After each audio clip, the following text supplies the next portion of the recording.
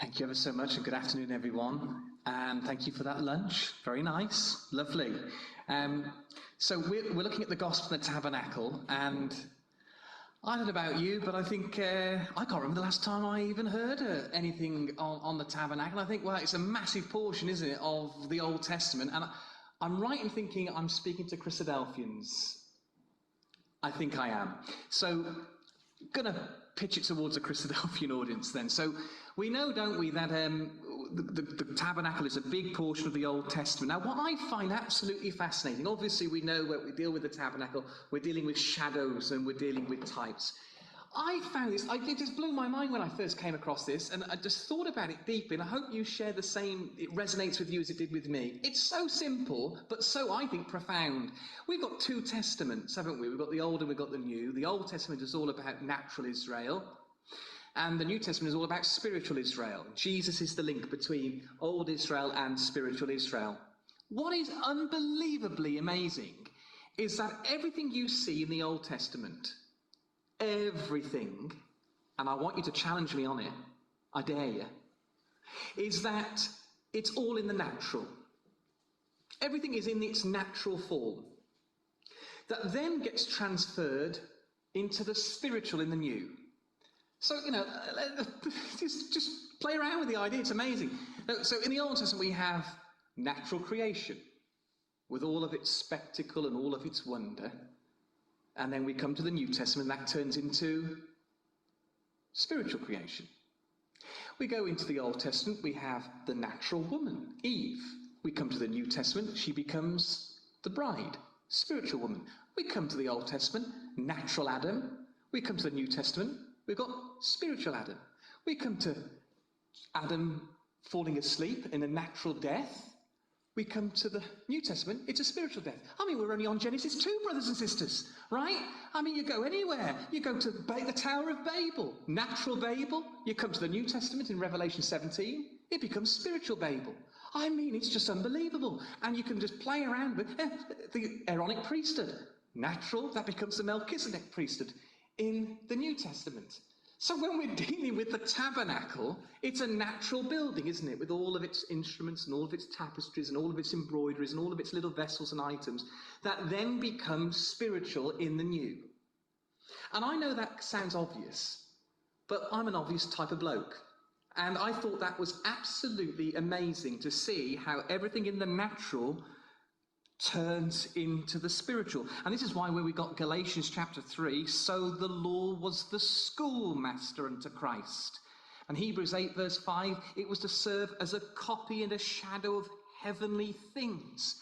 And why we deal with types and shadows. Samson, example this morning, a natural man that Jesus makes spiritual in the new. So when we see the shedding of blood here, and we see the various vessels inside that sanctuary, we're going to have a little nosy in a bit. It's all going to become spiritual in the New Testament. So I've asked, we've had a lovely lunch, we all know each other, and I've asked if it's possible to ask a few questions. And I thought, and the response was, it's up to you, I dare you. Okay? So let's see how we go. But the question is, can we think, and you might not want to answer, but what items can we remember that were in the sanctuary of refuge here? What items can we remember? My dear brother, you've set us going. Right, the table of showbread. Anything else? The lampstand. Anything else? The Ark of the Covenant. So we're fairly familiar, aren't we, with some of the items in there. This is what it looked like. So you'll see you've got the altar there, the brazen altar, then you've got the laver, then you walk inside the tabernacle itself, which is the tent. It's known as the tent, and then you've got some various items in there. So we're going to go back to 1500, 2000 BC. We're going to pretend we're in the wilderness. This is where it was based. It later became the temple, modified it. Same principles lie. We're going to pretend we're in natural Israel. We're in spiritual Israel now, brothers and sisters, but we're in natural Israel. And what happened was we were all in our different camps, in our different communities, and the Levites who had no inheritance, they were then dispersed amongst the congregation, amongst the Israelites.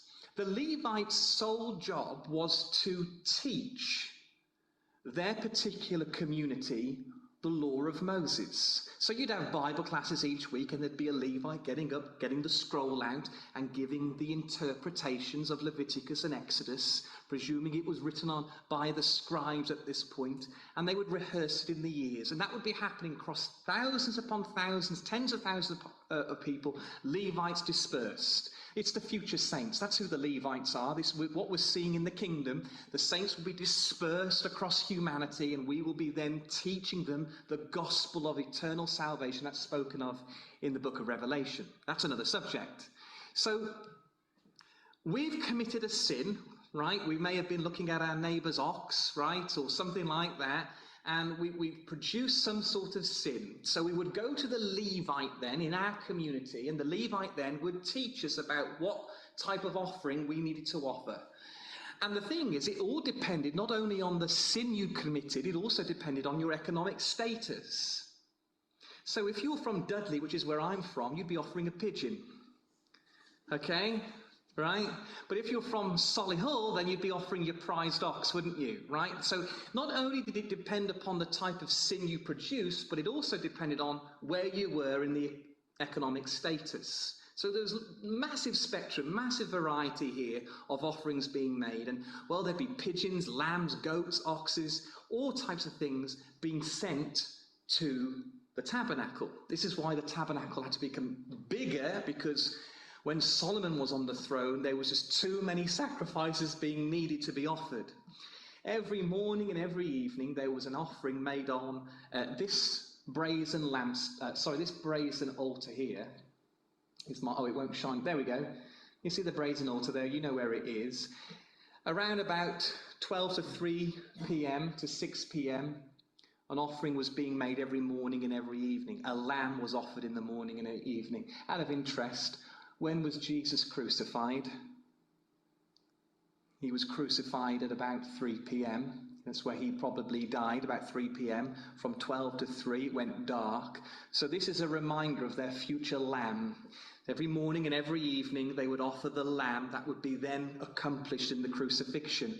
And you know what it's like when you look outside. It goes into the evening time and the sun turns bright red, especially in Israel. You know, you go to Israel, the sun is a lot brighter there, and the whole heavens turn red. So just as Jesus was being crucified, the whole heavens would have turned red with blood in that darkness. And it was reminding Israel that life will come from death. In the dawn of a new day, out of the extinguishment of life, is the resurrection. It's there to remind them of their Messiah. They missed him. They completely missed it. Amazing, isn't it? They missed it completely. Now, we've offered out our sacrifice. We go to the priest. The priest greets us, and it probably your Levite would be acting on your behalf, and the Levite then would take the offering to the priest, and the priest then would then offer it upon that altar. Out of interest, this here, what's this little thing here? That's a laver, yes. So this is where they would wash, and it makes sense, doesn't it? Because it's right next to the sacrifice of blood. It's butchery. Remember, this really was butchery. It was carcass after carcass being offered. And the way they did it in Leviticus 1, you know, they'd splay out the inside. If you're vegan, then close your ears, because they would splay the insides out. They would offer it on with the head, and then the inward parts, and then the legs, and then they would wash themselves in the laver here. It's a very, very spiritual thing they were doing. It was reminding them of cleanliness after sin. They'd walk in. Now, inside this building here, the tabernacle, would be the Kohathites, a very special group. This was from the family of Aaron. And you would have here the table of showbread that we've had mentioned. You turn 180 degrees around. You've got the lampstand there. That's the menorah. That becomes a symbol of the ecclesia, doesn't it? And then you've got the altar of incense. Now, this is a special curtain. Remember the curtain? It's called the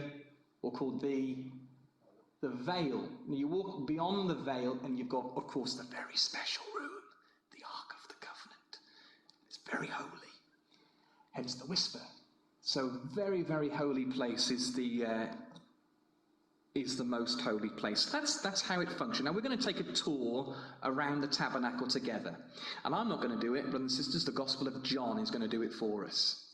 It's a beautiful book, isn't it? The Gospel of John. So if we turn to John chapter 1 and we look at verse 14.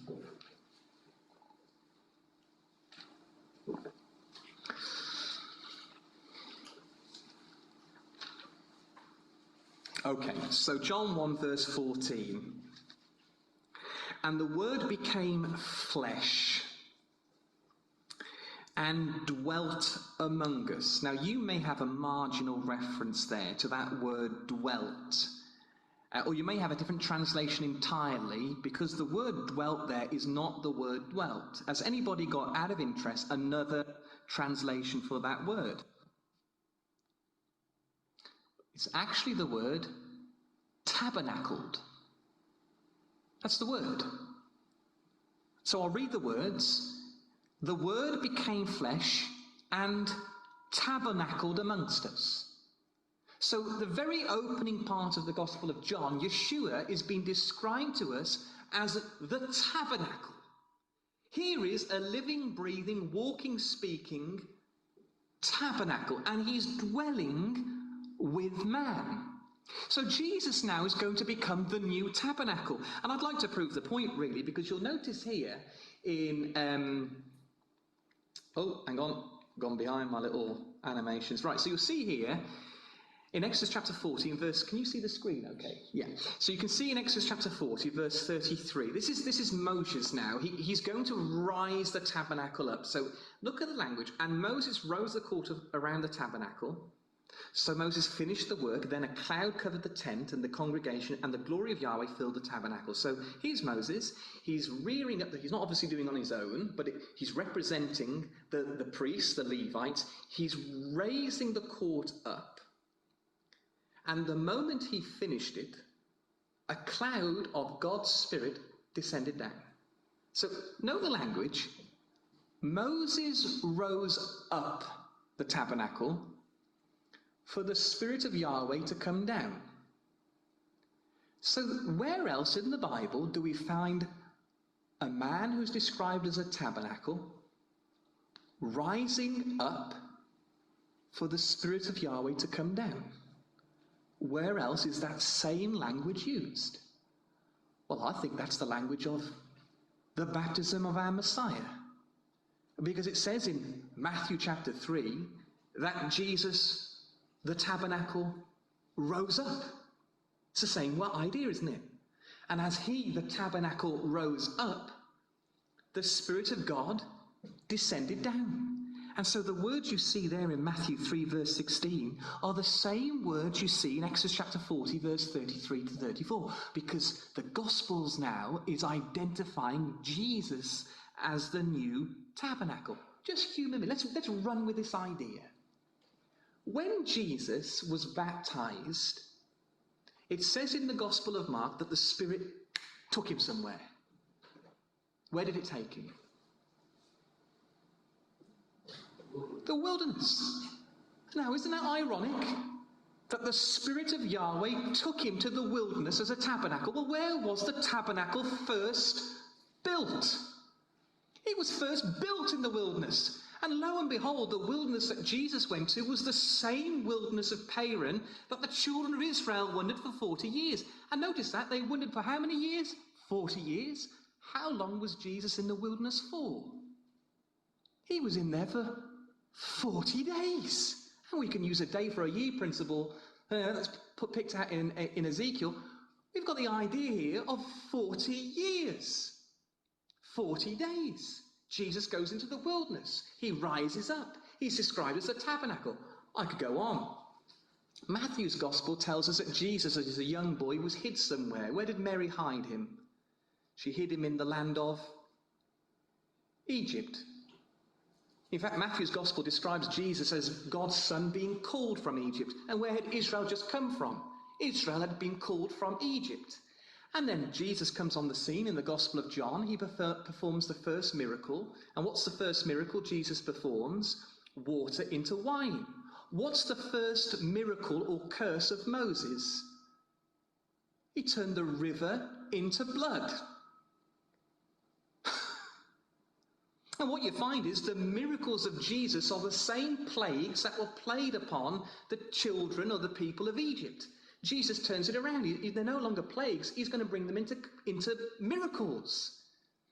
And so Jesus is the new Moses, leading an exodus in the language of him becoming the new tabernacle. I mean, Jesus even says it. Those who are weary and burdened, come unto me and I will give you rest, says Jesus. And the whole tabernacle in Exodus chapter 40 is described as being the sanctuary of his rest. So I'm hoping I'm proving the point here that Jesus is the new tabernacle. He is the second Moses. So we'll take a little tour. So let's go back. We're in the wilderness. And we come with those offerings. The first thing we would see is this. It's called the brazen altar, made out of brass. And in the Hebrew, the word brass is the word that's connected to serpent. If you were dyslexic and you were Hebrew, you would read serpent, not brass. They're almost identically the same phrase, the same word. This idea of the brazen altar is to identify itself with sin, with flesh. So remember, every morning and every evening, what was offered on that sacrifice, on that offering, on the altar? It was a sin offering, a lamb.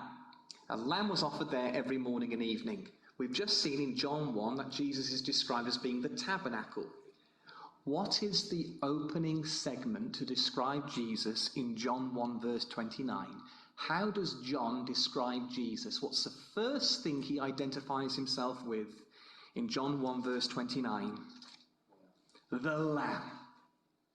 So we begin with him being the tabernacle. We've identified him as being the new tabernacle. And now in John 1 verse 29, John describes Jesus as being the offering. Here is the Lamb. And lo and behold, as we walk into the tabernacle, the first thing we would see is that.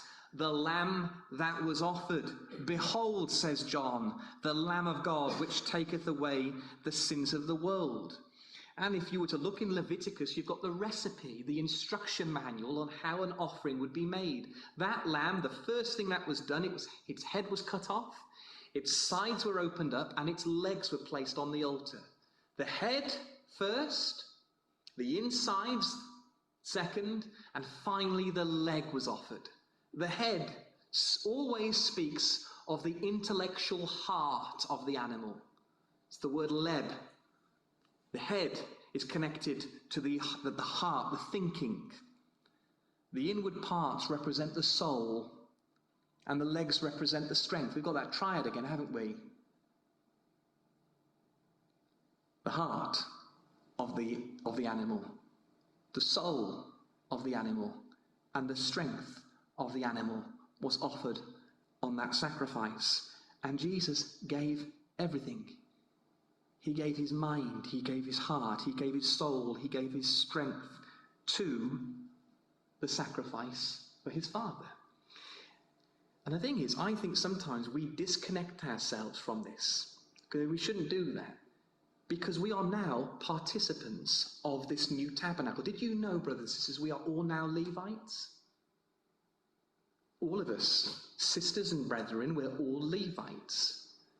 We have to participate in this way, because now we are living sacrifices. We become the sacrifice that is sweet-smelling to the Father, because now we're part of Jesus' sacrifice, and now we offer our sacrifices to him. We're now part of the establishment of the new priesthood. Amazing, isn't it? How Jesus brings it all together. Now, the next thing we see as we walk into the outer court, of course you've got the brazen altar, and right next to it was this. It's called the laver. This is obviously where they would wash their hands. You can imagine how unclean it would become. And God had instituted cleanliness to wash away the sins and to wash away the blood from off your hands and off your clothes. It's all about washing, isn't it?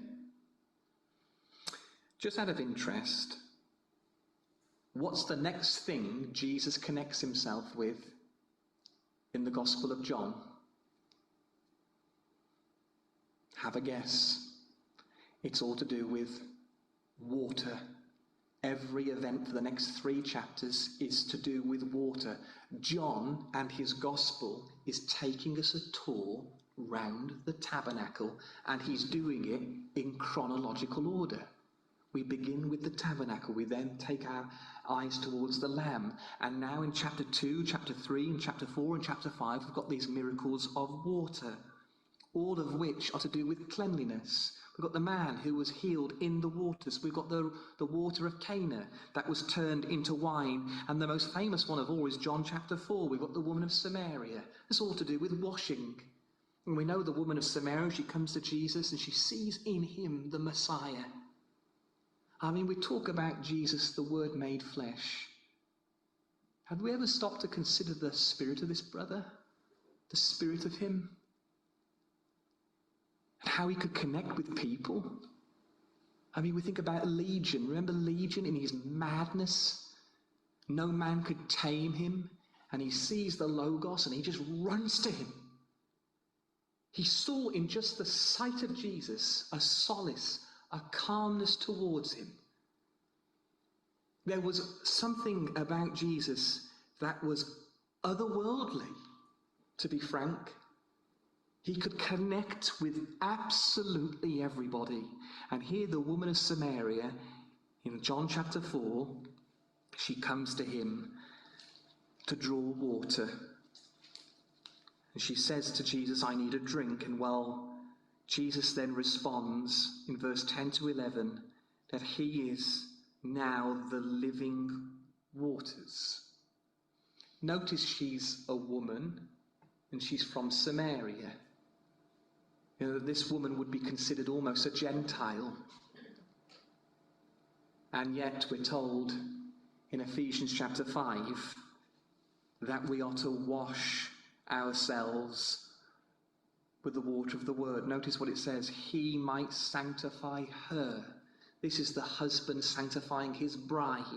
As Jesus has sanctified us with the water of the word, we being the Gentile bride, so us as brethren have got to sanctify our own brides, our own wives at the home.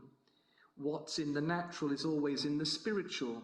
And so Jesus now is bringing our minds to the fact that we offer those sacrifices. Whatever filth of the flesh we have, whatever temptations we go through, we all go through them. And then we make a mistake and we offer that sin to Jesus and we offer it at his feet and the blood is on our hands. And Jesus says, wash. Go wash yourself with the word. Wash yourself with all of those impurities. You've offered the sacrifice. Now cleanse yourself from it. And I think it's beautiful that outside the most holy place that we call the outer court, we have 2 instruments. We have one instrument that's an instrument of blood, and we have another instrument that's an instrument of water. The altar was the altar of blood, and the laver was an instrument of water. Where else does our minds go to when we think about blood and water? I think it's in the Gospel of John in chapter 19 that outside the holy place they pierced him and out came blood and water. And these 2 instruments, the laver and the altar, were outside the holy place. And Jesus was crucified outside the city walls. And so even in Jesus' crucifixion, there is the laver and there is the altar, the place of water and the place of blood in Jesus. And so while we walk in now, and we're going to walk into the holy place. This is the second most holy place in the tabernacle. The first thing you'll see, as we've had mentioned, the table of showbread. So you walk in and you turn right. So you're looking on your right-hand side, and there was a table of showbread. And all the time, that bread had to be replenished by a Kohathite. They would have to look after the instruments. They would have to look after the table of showbread. And you'll notice this, that it's not hovis, is it? No, this is unleavened bread. This is flat bread. This is the type of bread that would have been used in Israel. This was their bread. And you see it today in the Middle East. They still use unleavened bread. And we know what it's like to have leavened bread. I mean, we love it. It's very tasty. But if you leave it overnight, and I'm always getting told off for this, right? Don't seal up the bag. Every time. It's a big problem in our family. You wake up the next morning and the bread has gone hard. It's starting to deteriorate. It's become mouldy, hasn't it? You won't find that so much with leavened bread. You can leave that for a couple of days and it'll be okay, flat bread, because it's got no leaven in it. It's got no yeast in it. Yeast is what's going to corrupt the bread. Where else in the Bible do we have this metaphor being played out to us? We've got it in Corinthians. And just out of interest, we're still in the Gospel of John, right? We've seen the altar. We've seen the water. What do you think the next thing is going to be in the Gospel of John that Jesus identifies himself with? Let me ask a better question. What would you like it to be? This is it, the bread of life. It's obvious, isn't it? It's in John chapter 6, verse 34 to 35, in chronological order, following the Gospel of John. Verse 34, then said they unto him, Lord, evermore give us this bread. And Jesus said unto them, I am the bread of life. He that cometh to me shall never hunger. So what was in the natural is now in the spiritual. And I'm sure we could have a Bible class on bread, couldn't we? You know, as the great symbol of the bread of life, the manna, the food of the angels, it's told in the Psalms. The portion of the word in Exodus 16, verse 4. This is all about Jesus, the bread of life. But I've also mentioned, and I think I'd like to take this angle, the bread is unleavened. There's no rising agent in there. There's no yeast that is brought into the bread. And it's Paul, isn't it, who writes to Corinth. And he uses the analogy of purging out the old leaven. Remember this, don't we, in 1 Corinthians 5, verse 7. Cleanse out the old leaven, that you may make a new lump, as you are really unleavened bread. It's the yeast that's added into bread that rises it up, doesn't it? Can you see the metaphor that Paul is writing through the Spirit here? The yeast agent is going to puff up that bread. Can you see what he's saying? You know, there's lots of things that angers the Father when it comes to sin. I think that's rather obvious. And he acknowledges that we are flesh, we are Adam, and we're going to fail dramatically in our life. Miserably, rather. But there's one thing that's very obvious that the Father detests in anything, more than anything. And do you know what that is? I think this is absolutely profound. Self-righteousness. He absolutely hates it. He absolutely hates self-righteousness. Those outside the truth, those outside the covenant of Abraham, they're just flesh. They're just animals, says God. They're wild beasts. They just behave naturally because that's the instinctive nature they have. There's no expectation for Adam because Adam will fail. But those in Christ have an expectation about them. And self-righteousness and human pride that Paul writes to Corinth is the worst trait possible in a disciple of Christ. It's ultimately the attitude that crucified Messiah. And I think it's a really fine line by becoming in the camp of self-righteousness to humility. And I think, Christadelphus, we fall in this trap a lot. I'm just speaking plainly to you. We fall in that trap a lot. It's an attitude that the scribes and the Pharisees had. It's the attitude that the Sadducees had. And it's the attitude that disciples of Christ can have. Isn't it fascinating that when Paul wrote to Rome, he warned them about returning back to the law of Moses? He was writing to Gentiles. They had no issue of going back to the law of Moses, who were never part of the law of Moses. He's talking about the attitude of the law of Moses. Legalism is effectively what Paul is saying. Going back to the law. We are now under grace. And grace brings out an entirely different attitude. It brings out the fruits of the Spirit, not the curse of bread in its yeast. And I think that's something, I don't know, we can talk about bread a lot, but I think that's really, really important. It's something I obviously need to consider every single time I'm with brothers and sisters and at home with the family. So here's the bread. Now, we've obviously seen that. Now we turn 180 degrees around. The next thing we see is this. It's called the lampstand, the menorah. If you go to my mum and dad's house, they've got menorahs everywhere. I have to tell them, you're Christadelphians, you're not Jews. But it is the symbol of the spiritual Israel, isn't it? Of course, we look at the menorah in, I've given the answer away there, we look at the menorah in Revelation, and the menorah becomes the symbol of the ecclesia. The menorah produces light, would you agree with that? So what do you think Jesus is going to say next about himself after he's talked to him about being the bread of life? What do you think the next statement of Jesus is going to be? And I'll ask the rhetorical question, what would you like it to be? It's in John chapter 8 and in verse 12. Jesus says, I am the light of the world. He that followeth me shall not walk in darkness, but shall have the light of life. Jesus now identifies himself with the menorah, the light of the world, the light that would never go out. Notice the phrase it says in Exodus, that light had to be producing light continuously. And what was put into the light? Oil, and oil represents the word. This is God's manifestation. The oil of the word continually burning, and Jesus became the light of it. Out of interest, there are a number of parts that made the lampstand. A number of parts made them. They had to assemble them together. Guess how many parts made the lampstand? 66. Isn't that amazing? 66 parts of the lampstand. And now that lampstand is us. We are the lampstand of the ecclesia.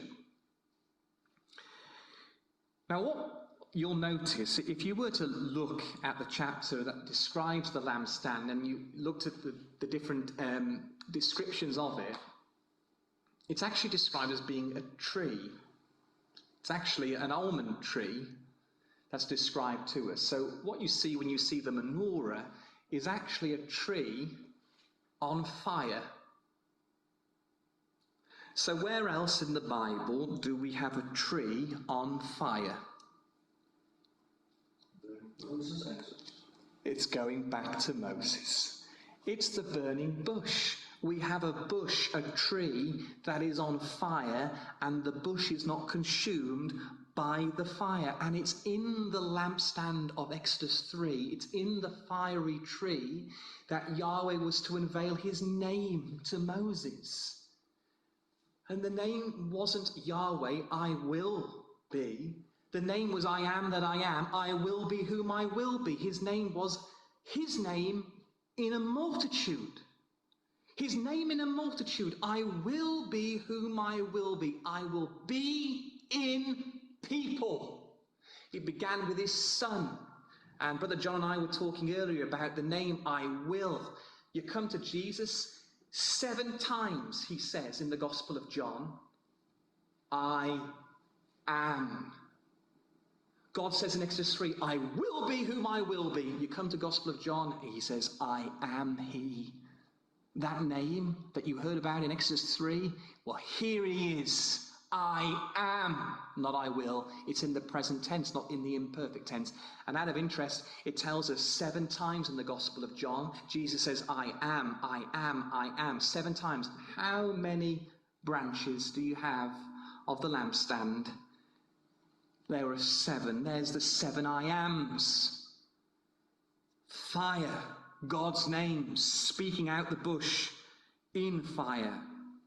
You know, you only have to go to Acts chapter 2 and look at verse 3, when the disciples were given the Holy Spirit and they were then transformed into apostles. They were given a mouth, and that mouth, they had a tongue, and the tongue was on fire, wasn't it? And their tongue then was to spread the gospel message. Fire spreads, doesn't it? That's why in Hebrews it says, I am a consuming fire. And the bush was never consumed, because his name is never consumed. You know, what is quite interesting, I did this at a youth weekend, and I thought it was hilarious, really. But I'll try it on with older brothers and sisters. That take no offence to that phrase. But they asked the young people how many generations down the line they can remember the names of their forefathers. And well, we've got about 2 or 3 generations. So I'm going to ask the same here. Just rate up. It's a tedious thing. There is a point to this. So just put your hand up if you can remember the names of your grandparents. Okay? Your great-great-grandparents. This is where you get people who've studied their family tree, isn't it? And they can go right the way back. Great-great-grandparents. Absolutely. That's where it ends, usually, unless you've done a little study on it.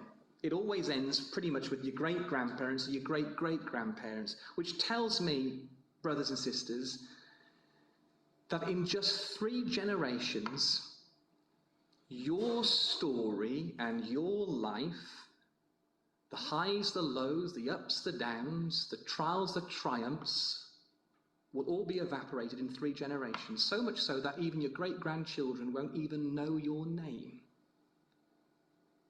It's rather sobering, isn't it? But the psalmist says the name of Yahweh is from generation to generation. Hebrews tells us, in Hebrews 11, Hebrews tells us that we are surnamed with that name. He has named us with the name I will be. It's an eternal name. And yet the name of Adam is gone in 3 generations. No matter who you are, what you've accomplished. You know, we've tried for centuries, and we do this as brothers and sisters, how to pronounce the name Yahweh, right? And we all put the in it, you know, we spit everywhere when we say the name, right? Because we're English people, we can't get our tongues around the name Yahweh. Because what we've done is we've added vowels into it. We've actually Romanized the name Yahweh. You know that? His name, right, is a mystery because we've put in English vowels. Do you know the name Yahweh is actually spelled Y-H-W-H? You try pronouncing that without a vowel. You can't do it. We have to put the vowels in to anglicize the name Yahweh.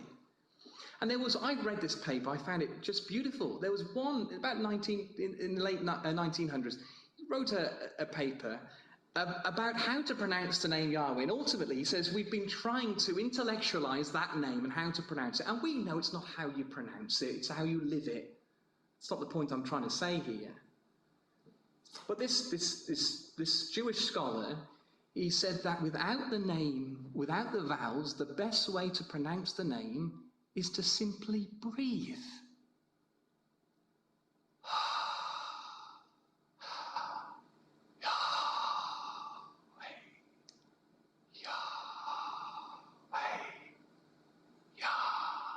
And the sound of breath itself is declaring that very name. And you'll speak to an atheist and they will denounce the eternal God, but in the very breath they're speaking in, they're proclaiming him. And it makes sense because God breathed into him and he became a living soul. You come to Timothy, God breathed his inspiration. The end of the Gospels, Jesus gave up the Spirit. Breath itself is the sound of God. How many times you see breathing in the Bible? I think it's telling us really acutely that the name is there in everything. Everything breathes. Even that tree there is breathing out. And it's proclaiming his name. Because his name, brothers and sisters, is eternal. It's eternal and it lives in people and in his natural creation. I really went on a tangent then. Back to earth. Right, so we've got a bit of time. So we've seen the lampstand. We've seen them all. Let's just go back in time a minute.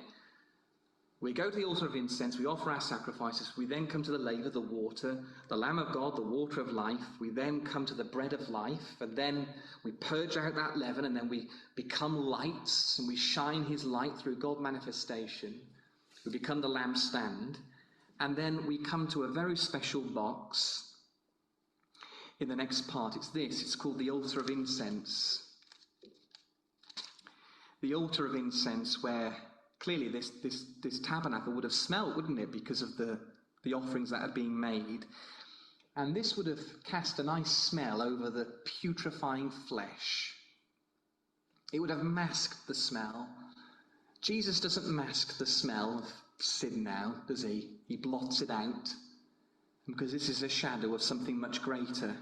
And we know the phrase, it's a sweet-smelling savour. And I would ask the question, and I know you know this, but the altar of incense represents prayer, doesn't it? I mean, the apostle even tells us the exact words that it represents prayer. Psalm 141 verse 2 says, "Let my prayer be incense for you, and the lifting up of my hands to an everlasting sacrifice." So it's a symbol of prayer. And this altar of incense was a prayer given only by the high priest. That's really interesting. Only the high priest was allowed to offer the incense on that altar. It was his role. So what might you think the next thing Jesus does in the Gospel of John, in which he identifies himself in the tabernacle? This one's a tricky one. To rack my brain a little bit on this one. Well, it's in John 17 where Jesus becomes the high priest. This is where he becomes now the high priest in John chapter 17. And notice it's a prayer. This is the priestly prayer. He's becoming the altar of incense now. And in verse 19, "For their sakes I sanctify myself." This is Jesus is becoming the priest that sanctifies, that consecrates himself. Look at verse 26. Jesus prays again. I'll ask this question. The high priest, he wore a special hat, didn't he? Can anyone remember what was on the hat? It was on the mitre. Holiness to Yahweh, holiness to the Lord. It was in gold, wasn't it? It was on the head. And in verse 26, Jesus prays and he says, "I've declared your name. I've declared the name Yahweh." Where did Jesus declare the name? This is an open-ended question. We're really good, by the way. I was told it would be a slow one, but it's great. The response is, where did Jesus declare the name, do you think? Well, may I suggest he declared it here, in the mind. Jesus declared holiness to Yahweh in the mind. And there was the high priest who had holiness to Yahweh in gold. And there was Jesus offering that priestly prayer. And he's got the mitre on his head. Holiness to Yahweh. He's just about to go into the Garden of Gethsemane to crush the serpent in the head. He's declared it in the mind. And notice we are now all part of this. John 17, it says, when Jesus had spoken these words, he lifted up his eyes to heaven. Isn't that the same phrase for the altar of incense in the prayer Jesus is giving here? That altar, that incense, lifted itself up. And here Jesus in John 17 is lifting up his eyes to heaven. This is the priestly prayer. And this is what Corinthians tells us. For we now, all of us, offer to God a sweet savour of Christ to them that are saved. In our very actions, in the prayers we give, in the lives we offer, we become that altar of incense, the sweet-smelling savour, because we're all part of the new priesthood. We've all become Levites. We've all become priests, not in the Aaronic priesthood, but in the Melchizedek priesthood. That's who we are now. with the future fulfillment of being the ultimate king priest. That's where we're going. That's our destiny in the new temple to come. So when we go into the inside of the room, we've got 3 instruments. Now, this could be my imagination, but I'm fairly intellectually satisfied by it. But inside the holy place, you've got a table, you've got a tree, and you've got a hollow box. So what might the table speak about? A table, incidentally, that not only included unleavened bread, but Psalm 23 verse 5 tells us that on the table of unleavened bread, you know what else was next to it? Wine. It wasn't the table of showbread, brothers and sisters, it was a table of bread and wine. And the wine had to be replenished and the bread had to be replenished. And when they come in, the first thing they saw was a little table of bread and wine. And behind that table was a tree. And beside the tree and the table was a hollow box. So might I ask the question, what do you think the table of bread and wine speaks about? Well, may I suggest it's the upper room, in which we see the table, prepared bread and wine. And so if that represents the table in the upper room, what might the tree represent? The menorah that's in the figure of a tree, where the ultimate sacrifice was offered. May I suggest that was the tree itself, the tree of crucifixion. And then you've got a hollow box, a box hollowed. May I suggest that that is the tomb, in which it was found empty. And so outside the holy place you've got blood and water, and inside the holy place you've got a tree, you've got a tomb, and you've got bread and wine. How did the Jews miss him? And still today, do you know what? Look at the fight the Jews have right now. We know they're going to get worse and worse. They're going to be despised. They're going to become... Jerusalem is going to be the burdensome stone of humanity. That's where they're going. They think they've got the power. Netanyahu has not once mentioned God. Not once. By their own power they're doing this. And little do they know that Jesus is orchestrating the oceans right now, the waters of the nations. That's what Jesus is doing, and still they deny him. You know what? Believing in Jesus of Nazareth is the most Jewish thing they can do. The irony. And what good can come from Nazareth, brothers and sisters? Well, their Redeemer is who? And they missed him here. It was a shadow of heavenly things. Have I got time to go to the final room? There's no real option, really. You can't say no, because I'm going to do it. We're going to go into the holy room, the most holy room. But we remember there was a veil there. And the veil is described to us as this image. Can you see in Exodus 26? This is an impression of what it might have looked like. 4 different colours of woven embroidered tapestries. We've got 4 colours: the blue, the purple, the scarlet, and the fine twined linen. And linen, of course, would have been white. 4 colours on the veil as they walked into the Holy of Holies. Only the high priest on a very special day of the very special part of the year, in a very special family, could walk into this room. How many robes did Jesus wear in his crucifixion? And what colour do you think those robes were? Well, I'll answer the first question. Jesus wore 4 robes. He wore 4 garments. The first garment is in John 19, where he wore the priestly blue woven garment. The second one is in Mark chapter 15, where he wore a purple garment, a purple robe.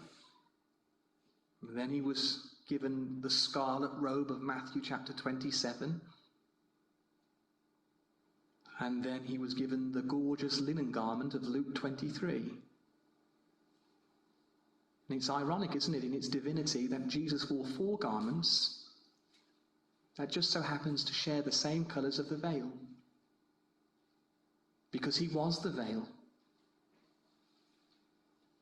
And when he was crucified, the veil of the tabernacle was rent in 2, because that veil represented his flesh. And there he wore the 4 beautiful colours of the veil towards his crucifixion. You know, the veil itself was massive. You know, when we think about a curtain, we're not talking about, we're talking about, it took about 12 Levites to heave this thing up. It was huge. It was, we're talking a few tons of weight, and yet we're told it rent in 2.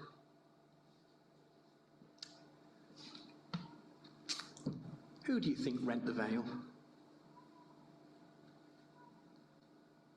This may be my imagination, but I'm pretty sure it was Gabriel. El Gabor is his name, the Mighty One.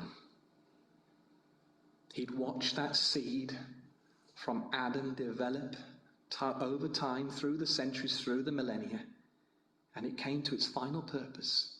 And the victory march of Gabriel, I believe, was to rend that veil into 2. It was done. It was gone. And it's fascinating that when we come to the tomb of Jesus, there are 2 angels there. And if one angel was Gabriel, who might you think the second one was? I think it was Michael. And we're going now there, brothers and sisters. We're going to the tomb, and we're going to go through the eyes of Mary, Mary Magdalene, in John chapter 20.